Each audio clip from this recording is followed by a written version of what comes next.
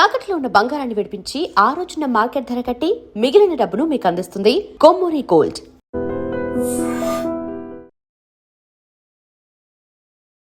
Ladies and gentlemen, welcome to iDream Media. నేను ప్రియదర్శన్, నాతో పాటు శేఖర్ భాషా గారు ఉన్నారు. సో మొన్న చిరంజీవి గారు ఈవెంట్లో ఒక మాట మాట్లాడారు. ఈ కాస్టింగ్ కౌచ్ గురించి ఎక్కువ మాట్లాడుతున్నారు. అలాంటి కల్చర్ ఏమి సినీ పరిశ్రమలో లేదు, అలాంటి మరకలు అంటించొద్దు. యాక్చువల్లీ మనుషులను బట్టి ఇది ఒక మిర్రర్ లాంటిది సినిమా ఇండస్ట్రీ అనేది. మీరు ఎలా ఉంటారో అదే ప్రతిబింబిస్తుంది అని మాత్రం చెప్పారు. దానికి చిన్మయ్య గారు ఒక ట్వీట్ వేశారనమాట, కౌంటర్ ట్వీట్. అంటే ఆవిడ చిరంజీవి గారి రోజుల్లో మేబీ అంత ఫ్రెండ్లీగా ఉండడం వల్ల మంచి రోజులు ఉన్నాయేమో, బట్ ఇప్పుడు అలా కాదు. ఇప్పుడు ఖచ్చితంగా కమిట్మెంట్ అని అడుగుతారు. కమిట్మెంట్ అంటే కంప్లీట్లీ సెక్షువల్లీ వాళ్ళు ఏం కోరుకున్నా అది కూడా తీర్చాల్సిన బాధ్యత యాక్ట్రెస్ మీద ఉంటుంది. అందువల్ల ఖచ్చితంగా ఇక్కడ ఇది పెద్ద ఇష్యూ, కాస్టింగ్ కౌచ్ అనేది ఉంది అని చెప్పి ఆవిడైతే మెన్షన్ చేశారనమాట. దాని గురించి కొంచెం డీప్గా మాట్లాడుకుందాం. హాయ్ అన్న. హాయ్ హాయ్, బాగున్నారా? ముందుగా కాస్టింగ్ కౌచ్ ఉంది అనే విషయం మన ఇంటి దగ్గర నుంచే మొదలెడదాం ప్రక్షాళన. ఓకే, గర్ల్ ఫ్రెండ్ అని ఒక సినిమా వచ్చింది, మన రాహుల్ రవీంద్రన్ గారు తీశారు. మరి ఆ సినిమాలో పనిచేసిన జూనియర్ ఆర్టిస్టులు, లేకపోతే ఆ సినిమాలో పనిచేసిన హీరోయిన్లు కావచ్చు, క్యారెక్టర్ ఆర్టిస్టులు కావచ్చు, వీళ్ళలో ఎంతమందిని కాస్టింగ్ కౌచ్ ద్వారా ఆయన సెలెక్ట్ చేశారు అనే విషయం మనందరికన్నా ఆవిడకి ఎక్కువ బాగా తెలుసు. ఎందుకంటే వారి సతీమణి కాబట్టి, రాహుల్ రవీంద్ర గారు చాలా దగ్గరగా చూస్తుంటారు కాబట్టి. సో మరి ఇవన్నీ అక్కడి నుంచి చూసి ఆవిడ చెప్తుందా? ఇప్పుడు మిగతా సినిమాల షూటింగ్లకి ఆవిడ వెళ్ళలేదు, ఈయన షూటింగ్ అంటే భర్త షూటింగే కదా అని వెళ్ళొచ్చు. మరి చెప్పండి, అక్కడ కాస్టింగ్ కౌచ్ తోటి ఇవన్నీ జరిగినాయా? ఇప్పుడు కాదంటారు. అంటే నా మొగుడు మాత్రం మంచివాడు, ఊళ్ళో మొగుళ్ళందరూ దరిద్రులు, ఇదే. అంటే ఆవిడ ఇంకొక సందర్భాన్ని చేశారు. గతంలో ఆవిడకి జరిగిన ఇష్యూని చూపించి, నేనేం కోరుకోలేదు, అంటే మిర్రర్ కదా, మీరు ఎలా ఉంటే అలా చూపిస్తుంది అన్నారు కదా, నేనేం అడిగి నా మీద మొలెస్టేషన్ చేయండి, నన్ను మొలెస్ట్ చేయండి అని కోరుకోలేదు, బట్ జరిగింది. సో ఇక్కడ మిర్రర్ అనేది కాదు కాన్సెప్ట్, నిజంగా కాస్టింగ్ కౌచ్ అనేది ఉంది అని చెప్పి ఆవిడ మళ్ళీ స్ట్రెస్ చేసి చెప్పారు. కరెక్ట్. ఇప్పుడు ఏంటంటే ఆవిడ మీద అటువంటిది ఏదో జరిగింది అని చెప్పి ప్రపంచంలో అందరూ అటువంటి వాళ్ళే ఉన్నారు అనుకుంటే ఎట్లా? నీకు జరిగి ఉండొచ్చు, నాకు జరిగింది, నా లైఫ్లో కూడా జరిగింది. షాక్ అవుతావు నువ్వు, ఆడవాళ్ళు కూడా ఇలాంటి పనులు చేస్తారా అని చెప్పి. ఖచ్చితంగా జరుగుతాయి, ఆడమగ తేడా లేదు. కానీ ఆవిడ జరిగింది కాబట్టి ప్రపంచంలో అందరూ అదే చేస్తారంటే ఉంటుంది, ఎక్కడో అయినా ఒక వెధ ఉండొచ్చు. కాకపోతే మ్యూ ఇండస్ట్రీ మొత్తం అలాగే ఉంది అంటే కరెక్ట్ కాదు. ఇకపోతే ఇక్కడ ఆవిడ ఎప్పుడైతే ఇటువంటిది దానికి గురయ్యారో అప్పుడు ఆవిడ ఏం చేయాలి? ఆవిడతో పాటు ఏదో మీడియాలోకి వచ్చి రచ్చ చేయడం కన్నా సరే చేస్తే చేయండి, దాని గురించి నేను తప్పటను. మీటూ మూమెంట్ అని స్టార్ట్ చేశారు. పోలీస్ కంప్లైంట్ ఇచ్చారా? ఏమైంది? ప్రూవ్ చేయాలి కదా. ఆరోపణ వేయడం చాలా ఈజీ. ఓకే, అండ్ ఇంకొకటి ఏంటంటే, నాకు జరిగింది కాబట్టి ప్రపంచం అంతా ఇలాగే జరుగుతుంది, నా మొగుడు మాత్రం మంచివాడు, ప్రపంచంలో ఉండే మగాళ్ళందరూ కూడా కామందులు కాదు కదా. సో రాహుల్ రవీంద్ర గారు ఎంత జెంటిల్మెన్నో మనందరికీ తెలుసు. ఆయన కాస్టింగ్ కౌచ్ లేకుండా తీసుకుంటారని మనందరికీ తెలుసు. మరి ఆయనలాగే సొసైటీ ఉంది అని మీకు నమ్మడానికి ఎందుకు అంత కష్టంగా ఉంది? నా మొగుడే మంచివాడు, మిగతా వాళ్ళు, దట్ ఈస్ హిపోక్రసీ. ఓకే, కాకపోతే కొంతమంది కౌంటర్ చేస్తున్నారు. అంటే చిన్మయ్య గారు కాకుండా, ఇండస్ట్రీ వాళ్ళు కాకుండా కొంతమంది కామన్ పబ్లిక్ కూడా చిరంజీవి గారి వ్యాఖ్యలను కొంచెం కౌంటర్ చేస్తున్నారు. ఎలా అంటే, మీరు అన్న మాటలో ఆల్రెడీ విక్టిమ్స్ కొంతమంది ఉన్నారు, నిజంగా నలిగిన వాళ్ళు. అంటే అయ్యో లేరనట్లేదు నేను. ఖచ్చితంగా ఎదవలు ఎక్కడైనా ఉంటారు, కానీ అందరూ ఎదవలే కాదు, ఎక్కడో. కానీ ఎప్పుడు ఆయన చెప్పింది అదే, నువ్వు ప్రొఫెషనల్గా డిగ్నిఫైడ్గా, నాకు తెలిసిన అమ్మాయి, నాకు బాగా మంచి క్లోజ్ ఫ్రెండ్ అమ్మాయి, ఇలాగే చాలా అందంగా ఉంటుంది. ఆ అమ్మాయి సినిమా అవకాశాల కోసం వెళ్తున్నప్పుడు 2-3 చోట్ల చేశారు. బట్ ఒకనొక చోట, అన్ని చోట్ల అడగల, ఒకటో రెండో చోట్ల అడిగినప్పుడు చెప్పు తీసి కొడతా అని చెప్పి వచ్చింది. ఆవిడ హీరోయిన్గా చేసింది, I don't want name her. ఇంకో చోట కూడా ఇట్లా అడిగితే లెఫ్ట్ అండ్ రైట్ వచ్చి వచ్చింది. What is stopping you from doing that? ఇంకా గట్టిగా మాట్లాడితే, మీరు ఇంత మహిళా ఇది చేస్తూ ఉంటున్నారు కాబట్టి నేమ్ దెమ్, మీడియాలో షేమ్ దెమ్, ఎఫ్ఐఆర్ బుక్ చేయండి వాళ్ళ మీద. Who is stopping? ఊరికే ఇండస్ట్రీని మొత్తం ఇలా కట్టడం వల్ల ఏమవుతుందంటే, ఓహో ప్రతి హీరోయిన్ అంతేనా, ప్రతి హీరోయిన్ కూడా సక్సెస్ చేసిన ప్రతి హీరోయిన్ ఇది ఇటువంటి పనులు చేసుకునే వచ్చారా అనే ఒక తప్పుడు భావానికి మీరు జనాలు తీసుకువెళ్తున్నట్టు కదా. ఎంత పెద్ద పెద్ద హీరోలు ఉన్నారు. కరెక్ట్. అంతేందుకు మీ ఫ్రెండ్ అనసూయ ఉన్నారు కదా, మరి ఆవిడతోనే చెప్పించండి. ఆవిడ నేను రోల్స్ చేస్తున్నారు కదా, మరి ఆవిడకి ఎదురుగాలేదా కాస్టింగ్ కౌచ్? మరి ఏ రోజు మహిళా జనోద్ధరణ, స్త్రీ ప్రగతి అని చెప్పి మాట్లాడారు కదా, మరి ఆవిడ ఎందుకు చెప్పట్లేదు? ఇటువంటివి నిజంగా ఉండుంటే మీరిద్దరూ కూడా ఆవిడ ట్వీట్ పెట్టడం, మీరు షేర్ చేయడం, మీరు ట్వీట్ పెట్టడం, ఆవిడ షేర్ చేయడం, మరి చెప్పించండి ఆవిడతోటి. అంటే దీన్ని ఆవిడ స్ట్రెస్ చేసి చెప్పింది ఏంటంటే ఇంకొకటి, అంటే ఒకవేళ గనక ఎవరైనా మనం అబ్జెక్ట్ చేస్తే, ఇంగ్లీష్ మీడియం బ్యాక్గ్రౌండ్ నుంచి వచ్చిన వాళ్ళందరూ కమిట్మెంట్ అని ఉంటుంది, దాన్ని అందరూ ఏమనుకుంటారంటే డెడికేటెడ్గా పనిచేయాలని ఓకే అనుకుంటారు. బట్ తర్వాత ఏంటంటే కమిట్మెంట్ అంటే ఈవెన్ సెక్షువల్ కోరికలు కూడా తీర్చాలి, ఒకవేళ తీర్చని పక్షంలో మనం ఖండిస్తే మనకు అవకాశాలు లేకుండా చేస్తారని కూడా స్టేట్మెంట్ పాస్ చేశారు. ఇప్పుడు చిరంజీవి గారు ఏ కాస్టింగ్కి వచ్చేసి ఆయన హీరో అయ్యారు? ఆయనకి ఆల్రెడీ ఇక్కడ ఉన్న గాడ్ ఫాదర్ ఉన్నారా? లేరు. రవితేజ ఏ కాస్టింగ్కి వచ్చేసి వాళ్ళకి ఉన్నారు? నాని, విజయ్ దేవరకొండ, ఎంతమంది లేరు ఇట్లా. ఇప్పుడు చిరంజీవి గారు వచ్చిన తర్వాత కావాలంటే పవన్ కళ్యాణ్ లేకపోతే రామ్ చరణ్ వీళ్ళందరికీ ఆయన ఒక ప్లాట్ఫామ్ అయ్యారు, కానీ ఆయన ఎక్కడి నుంచి వచ్చారు?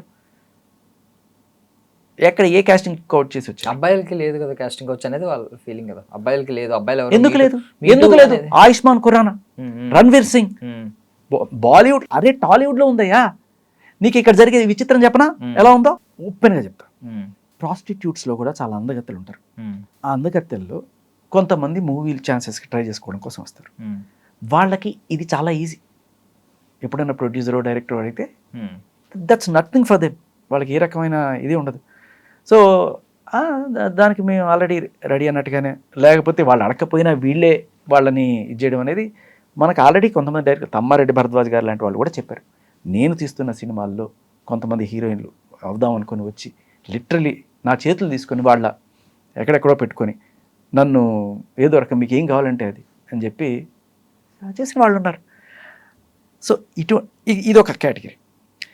ఇక రెండో కేటగిరీ ఏంటంటే పవర్. ఈ పవర్ ఎలా వస్తుందంటే, ఇప్పుడు అదే సినిమాలో నువ్వు కొత్తవాడు అనుకో, ఒక ఉదయ్ కిరణ్ లాగా, లేకపోతే అలా బడ్డింగ్ స్టేజ్లో వచ్చావు అనుకో, నీకేమవుతుందంటే నీకు రెమ్యూనరేషన్ కూడా ఉండదు కొన్నిసార్లు. కానీ వీళ్ళకి రెమ్యూనరేషన్ ఉంటుంది. నీకన్నా ఒకవేళ నీకు రెమ్యూనరేషన్ ఇస్తే, నీకు 5,000 ఇస్తే వాళ్ళకి 5 లక్షలు ఇస్తారు. చాలా డిఫరెన్స్ ఉంటుంది, చాలా డిఫరెన్స్ ఉంటుంది.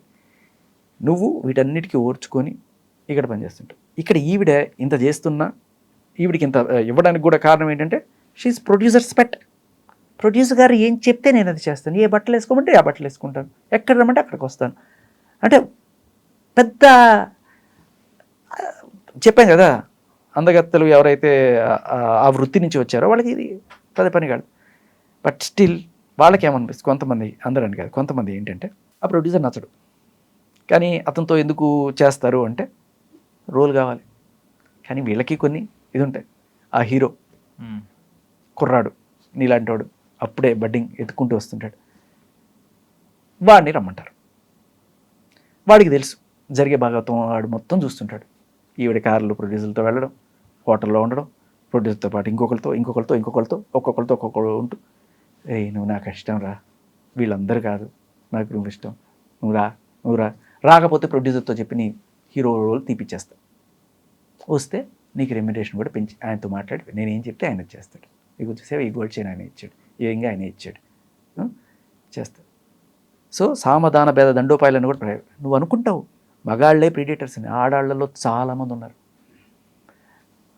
ఓపెన్గా చెప్పాడు ఆయుష్మాన్ ఖురానా. ఆయుష్మాన్ ఖురానా, నీకు తెలిసిన ఆయుష్మాన్ ఖురానా వేరు. Ayushmann Khurrana is my batchmate. Okay, నేను అతను ఆర్జేగా కెరీర్ స్టార్ట్ చేసినప్పుడు ముద్రా ఇన్స్టిట్యూట్ ఆఫ్ కమ్యూనికేషన్లో వీ వర్ బ్యాచ్మేట్స్, రూమ్మేట్స్. ఆ పానీదా సాంగ్ ఇవన్నీ కూడా మేము ఉన్నప్పుడే ఆయన కంపోజ్ చేస్తూ గిటార్ ప్లే చేశాడు. A good friend, we know what is what. ఇక్కడ ఆడ మగ తేడా లేదు, పవర్ ఉంది. ఆ ప్రిడేటరీ మెంటాలిటీ ఎవరికైతే ఉంటుందో వాళ్ళు చేస్తారు. అట్ ద సేమ్ టైం ఆవిడ అడిగింది, ఓకే సరే ఆవిడకి ఏవో కోరికలు ఉన్నాయి, ఆ ప్రొడ్యూసర్ ఏదో నచ్చలేదు, ఇంత లావుగా ఉన్నాడు, చెమట కప్పు కొడుతుందో లేకపోతే వాడు మొత్తానికి నచ్చలేదు, వీడు నచ్చాడు, కోరిక తీర్చుకుందాం అనుకుంది, వీడి మీద మోజు పడింది. మరి ఇప్పుడు వీడేం చేయాలి? లొంగలా తోపే, నాకు ఇది కాకపోతే వేరే అడుక్కుని బతుకుతా, నాకు అవసరం లేదు. అన్నిటికంటే దారుణం ఏంటంటే వీడి కళ్ళ ముందు చూస్తాను ఇంతమందితో వెళ్ళిన ఈ అమ్మాయితో నేనంటే నాకే జబ్బులు వస్తాయో అసలు ముట్టుకోవాలనిపించదట అంటే వాళ్ళని. నా మీద లవ్ ఏంటి నీకు, రోజుకి ఒక్కొక్కరితో తిరుగుతూ అని వీడి బాధ. వాళ్ళకి ఏం మగాళ్ళకి కోరికలు ఉంటాయా, మాకు ఉండద్దా, మాకు నచ్చేవాళ్ళు ఉండరా అని చెప్పి మాకు నచ్చింది తీర్చకపోతే ఇంకా నానా రకాలకి ఎంత ఎక్స్టెంట్కి వెళ్ళాలో అంత ఎక్స్టెంట్కి వెళ్ళి వాడికి నరకం చూపిస్తారు. వాడు వదిలేసుకొని వెళ్ళిపోతాడు సినిమా. కొంతమంది లొంగిపోతారు. సో ఇక్కడ ఆడ మగ ఏమి తేడా లేదు, వెధవలు ఎక్కడైనా ఉన్నారు. కాబట్టి నీ క్యారెక్టర్ డిసైడ్స్.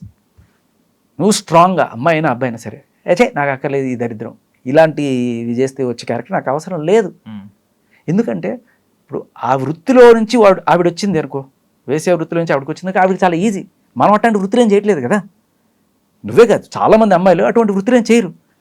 ఏమో పద్ధతిగా ఉందేమో, ఆవిడ చెప్పినట్టు కమిట్మెంట్ అంటే ఆ కమిట్మెంట్ కాదు, చక్కగా రూల్ కమిట్మెంట్ ఏమో అనుకొని వస్తారు. కానీ వాళ్ళకేం తెలుసు, ఇటువంటి వాళ్ళందరూ వచ్చి ఇండస్ట్రీని చెడదొబ్బి ప్రొడ్యూసర్ గారు మీరు ఏమంటే నేను అది ఇచ్చేస్తా, ఆయన అడక్కముందే వీళ్ళు చేసేస్తే ఒక 10 మంది అమ్మాయిలు చేయగానే ఆయనకి ఏమనిపిస్తుంది, అమ్మాయిని నువ్వు వస్తావా అని అడిగితే చెప్పు తీసి కొడుతుంది అని మైండ్లో ఉంటుంది మగాడికి. ఏ అమ్మాయిని అడగడు ధైర్యం చేసి. కానీ వీళ్ళంత ఈజీగా ఎలా అడగగలుగుతున్నారంటే వాళ్ళ స్టాండర్డ్స్ని వీళ్ళు తగ్గించారు. ఇటువంటి వాళ్ళు ఎవరైతే ప్రొడ్యూసర్ అడిగినా అడగకపోయినా మీద పడిపోయి, ఎందుకమ్మా రాహుల్ రవీందర్ గారిని అడగమనండి, రాహుల్ రవీందర్ గారిని బయటకు వచ్చి చెప్పమనండి ఎంతమంది అమ్మాయిలు రోల్స్ కోసం మిమ్మల్ని వలలో వేసుకోవడానికి ట్రై చేశారు చెప్పమనండి. ఒక్కళ్ళు కూడా ట్రై చేయలేదా సార్, సరే వెల్ అండ్ గుడ్. ఒక్కళ్ళు కూడా ట్రై చేయలేదంటే దాని అర్థం ఏంటి తెలుసా, రాహుల్ రవీందర్ గారు జెమ్ ఆఫ్ ఎ మ్యాన్, ఆయన ఎక్కడ కూడా ప్రొఫెషనల్గా పొరపాటును కూడా ఇంత అవకాశం కూడా ఇవ్వలేదు అని మనం మాట్లాడుకోవాలి. బట్ ఇండస్ట్రీ నువ్వు ఎంత జెమ్ అయినా సరే ఏదో రకంగా వలయడానికి ట్రై చేస్తారు. ఎందుకంటే నువ్వు నచ్చావో లేదు, నువ్వు వాడేస్తే కాస్త ఎక్కువ రెమ్యూనరేషన్ వస్తుంది, ఏదో ఒకటి చేస్తారు. ఎవరినో అడగండి అమ్మా, మీరు ఆయనే అడగండి, అలాగే ఆయనే అడగండి ఎంతమంది క్యాస్టింగ్ వచ్చేసి గర్ల్ ఫ్రెండ్ సినిమాకు తీసుకున్నారని. అదే మన బంగారం మంచిది, ఊళ్ళో వాళ్ళందరూ యాదవులు అనుకోవడం కరెక్ట్ కాదు. అండ్ ఆయన చిరంజీవి గారు చెప్పిన మాట అక్షర సత్యం, అర్థం. జస్ట్ ప్రొఫెషనల్ గా ఉంటే ఇది ఒక్క యాంగిల్ ఉంది ఏంటంటే మీరు కొంచెం క్లియర్ గా వినండి. చిరంజీవి గారు ఇలా మిర్రర్ అన్నారు, మీరు ఎలా ఉంటారో అదే ప్రతిబింబిస్తుంది అని చెప్పి. బట్ ఇక్కడ కొంతమంది అనే వాదన ఏంటంటే విక్టిమ్ సైడ్, ఇప్పుడు మనం కోర్టులో కూడా ఏమనుకుంటాం, 100 మంది దోషులు తప్పించుకున్నా ఒక నిర్దోషికి మాత్రం శిక్ష పడకూడదు అని అనుకుంటాం. సో ఇప్పుడు విక్టిమ్ ఎవరైతే పాపం అమాయకంగా బలైపోయిన వాళ్ళు ఉన్నారో వాళ్ళని చూసిన వాళ్ళు బయట వాళ్ళు ఏమనుకుంటారంటే ప్రతిబింబిస్తుంది కదా, వీళ్ళు కొంచెం వీళ్ళే వెళ్ళి మీద పడి ఉంటారు అందుకని వీళ్ళకి ఎలా జరిగింది అని అనుకునే ఛాన్స్ ఉంది. సో విక్టిమ్ పాపం తప్పు చేయకపోయినా తన మీద సానుభూతికి బదులు తనే తప్పు చేసి ఉంటుంది అనే ఒక కొత్త ఒరవడి, కొత్త ఆలోచన పుట్టే అవకాశం ఉంది. కాబట్టి ఆవిడికి అలా అనిపిస్తే అందరికీ అలా అనుకోవాలని ఏముంది, నాకు అలా అనిపించదు, నీకు అలా అనిపించిందేమో నాకు తెలియదు. ఇప్పుడు చిన్మయ్య గారు ఆ కోణంలో ఆలోచిస్తున్నారేమో, మీ కోణం ప్రపంచం అంతా అదే కోణంలో ఆలోచిస్తుందని మీరు ఎందుకు అనుకుంటున్నారు? అట్ ద సేమ్ అగైన్ అదే పని చెప్తున్నాను నేను.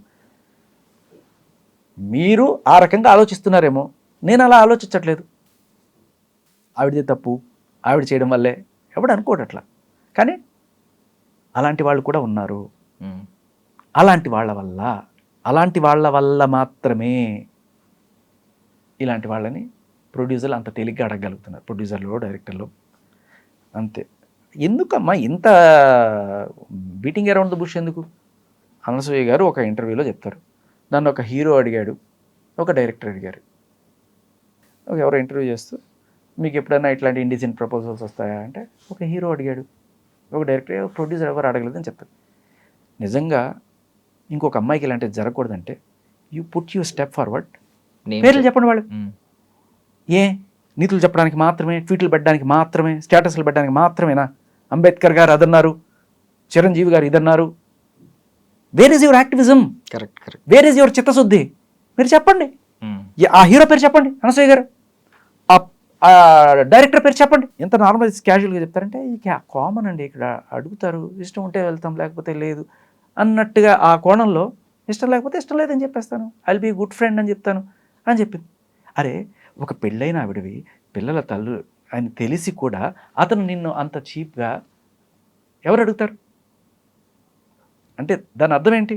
నీకు పెళ్ళైందని తెలుసు, you happy with your husband అని తెలుసు, అన్ని ఉండి కూడా నిన్ను అడుగుతున్నా అంటే నిన్ను ఏ దృష్టితో అతను చూస్తున్నాడు అంటే ఇప్పుడు జనరల్ స్టేట్మెంట్స్ అంటే ఆ దృష్టి ఎందుకు వస్తుంది చెప్పనా, ఎందుకు వస్తుంది చెప్పనా, ఇటువంటి వాళ్ళు ఎవరైతే కొంతమంది ఉన్నారో చాలా చీప్గా రమ్మంటే వచ్చేస్తారు, ఈజీ అయిపోయింది. కాబట్టి ఈవిడ కూడా అలాంటిది అనుకుని ఉంటాడు, విచ్ ఇస్ రాంగ్ కదా. అదే ఇప్పుడు జనరల్ స్టేట్మెంట్స్కి ఆవిడ రెస్పాండ్ అయ్యి ఇంత పబ్లిక్ ప్లాట్ఫామ్లో మాట్లాడుతున్నప్పుడు స్పెసిఫిక్గా ఆవిడనే ఒక వ్యక్తిలా అడిగినప్పుడు ఖచ్చితంగా పేర్లు చెప్పాల్సిన బాధ్యత ఉంది. ఏ ఊరికే ట్వీట్లు పెట్టడాలు అది ఇది అని చెప్పి వేసుకోవడం కాదు. మీరు నిజంగా దమ్ముంటే వాళ్ళ పేర్లు బయట పెట్టండి. ఇవాళ ఏ ప్రొడ్యూసర్ ఏ డైరెక్టర్ అడిగాడు, ఏ హీరో అడిగాడు, మీరు పేర్లు చెప్పండి. ఇలా చెప్పడం వల్లే కదా ఇంకో నలుగురు ఇట్లాంటి పని చేయడానికి భయపడతారు. మీరే ఆ పని చేయకుండా ఓన్లీ నీతులు చెప్తే ఎవరికి లాభం? కరెక్ట్. థ్యాంక్ యూ అన్న, thank you so much for your valuable time.